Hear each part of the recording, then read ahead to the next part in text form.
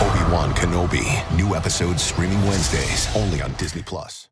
Welcome back, everyone. This will be my full Obi-Wan Kenobi Episode 4 trailer video. There's a bunch of Star Wars Easter eggs, so we'll break it all down. If you're brand new to the channel, be sure to subscribe to get all the episodes. We have a couple big episodes left. There's a bunch of big stuff coming up, too. Careful for spoilers for everything that's happened on the series so far if you haven't seen it yet, but we just got our first Darth Vader versus Obi-Wan Kenobi rematch. Although it was a really quick lightsaber fight, it was mostly about Obi-Wan Kenobi trying to lead Darth Vader away from Leia for a lot of different reasons. Mostly so she could try to escape like the other many Jedi and Force sensitives. Thank you very much, Quinlan Vos, coming back into the canon. There were a couple other really huge mystery Jedi that they revealed in the Aurebesh markings on her walls that have since been decoded, so I'll explain who they were because they're a really big deal, but some of you may have spotted them if you were able to speak Aurebesh. It's an actual language, so it's actually something that you could decode if you're an expert in that. There were a couple big deep cuts too, so if you saw people talking about mystery Jedi names that are now canon now, besides Quinlan Vos, like there were a bunch of others, that's who they were talking about, these mystery Jedi that showed up in the walls in the code.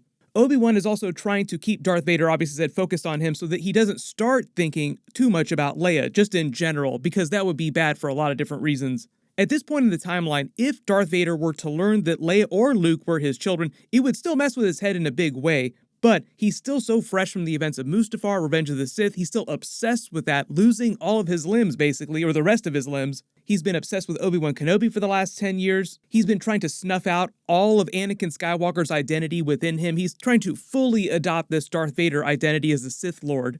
And he's been hunting Jedi, killing most of them for the past 10 years and Force sensitives. And right now in the timeline where we're at, Leia is so young, and despite being super impressionable, she's kind of precocious, she still feels like an outsider within her family on Alderaan. So even though they tried to make it clear that they love her a lot, she still doesn't really feel like she's part of their family. She was getting really curious with Obi-Wan Kenobi about who her real parents were, Anakin and Padme, even though he didn't say their names. If she were to learn that Darth Vader were really her true father, she would probably run to him, not really thinking about what was going to happen next. You probably don't want to join him because of what he might do after that.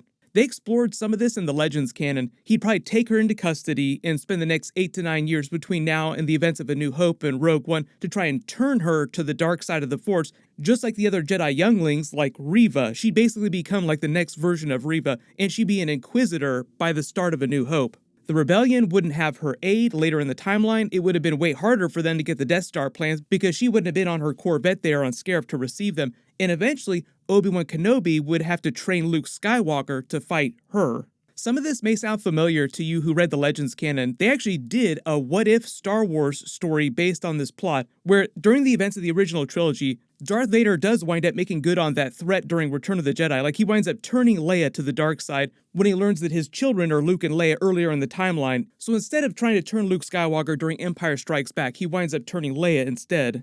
And you wind up with a version of Return of the Jedi where Darth Vader fought Luke Skywalker, except it's twin versus twin. It's Luke versus Leia.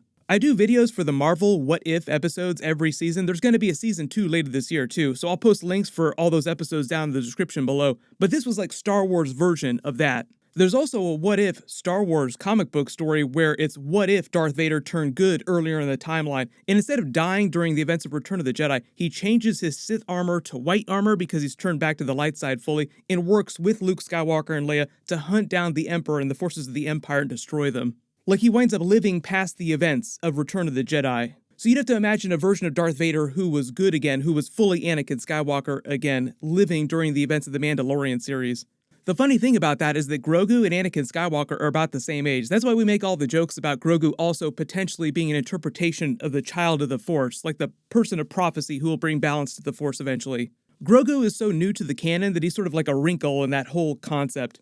It sounds like right now in the timeline, Darth Vader will return to the town where the other Inquisitors were, and Reva will eventually take Leia back to them too. So it'll be interesting to see if Leia does wind up sharing some scenes with actual Darth Vader. It's really hard to do that without breaking a ton of canon, but there are ways to accomplish it. For those of you asking about why it seemed like Darth Vader also let Obi-Wan Kenobi get away, remember the Empire controls the port, so nobody can get off planet as far as they know, so he's not really worried about Obi-Wan getting away. Like, he knows it'll be easy to track him down again. So it's kind of like him playing with his food, which is kind of what he did during their fight. He was just kind of leading him along, taunting him the whole way. He probably could have killed him faster if he really wanted to.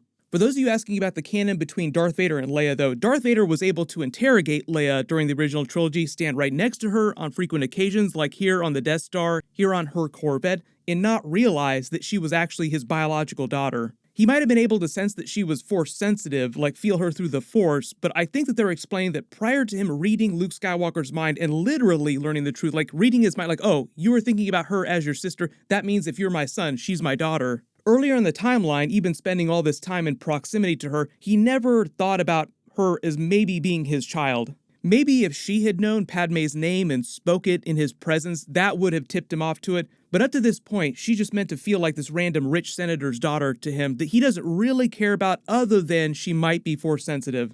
They had this weird thing during episode 2 where the Grand Inquisitor talks about the special rules that they have, like what they're actually allowed to do within the purview of the Empire. The Grand Inquisitor said that capturing a senator's daughter was a really big deal, like potentially it could cause this giant rift in the Senate, this big civil war again, like the prequels. So the Inquisitors couldn't just go around willy-nilly capturing anybody they felt like. They'd have to drum up some crazy excuse why they'd have to steal a senator's daughter, and it would still cause them a bunch of problems if it became super public. So in the name of preserving canon, either what they'll do is they'll just not have them share any really big scenes together, or they'll just flirt with the idea of him almost finding out that she's his daughter. But based on the footage, all these fight scenes at the Fortress Inquisitorius, it does seem like Obi-Wan Kenobi goes back there, so it kind of seems like Darth Vader and the other Inquisitors like Reva will take Leia back to the fortress or back to Mustafar and his castle. And they'll just make you think that they might eventually turn her into another dark side Inquisitor like Reva. They'll just flirt with that idea. But then eventually Obi-Wan Kenobi will rescue her, maybe any other potential Jedi younglings or children that they've already captured there and haven't turned yet.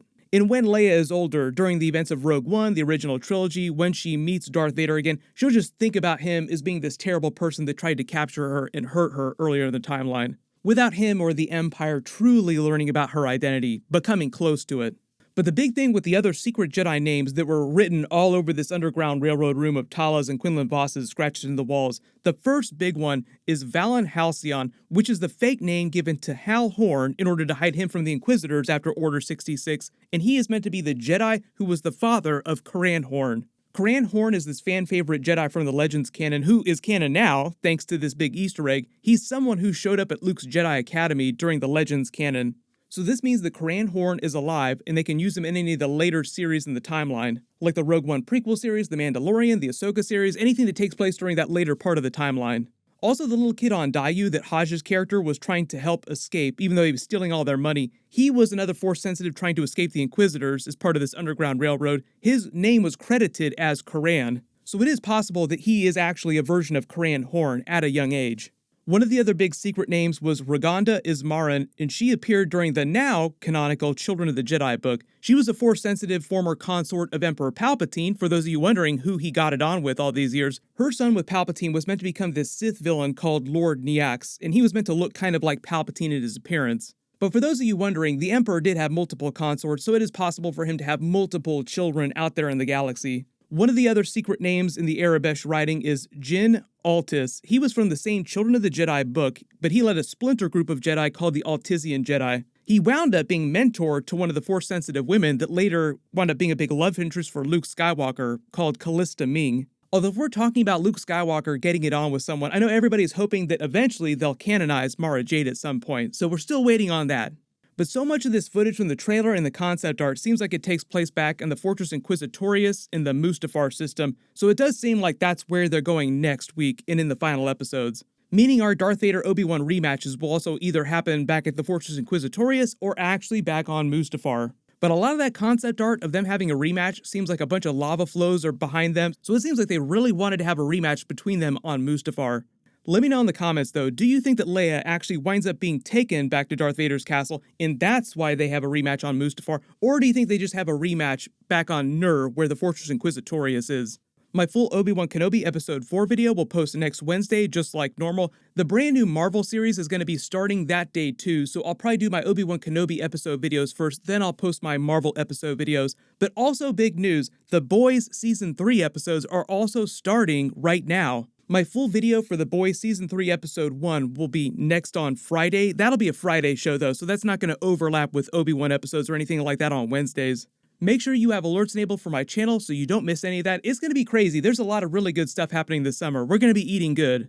Congratulations, Crazy Kicks, you're the giveaway winner from my last big Star Wars video. Please email me on the About page of my channel so I can get your contact details.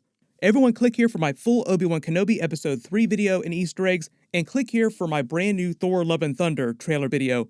Thank you so much for watching, everyone stay safe, and I'll see you guys in the next one.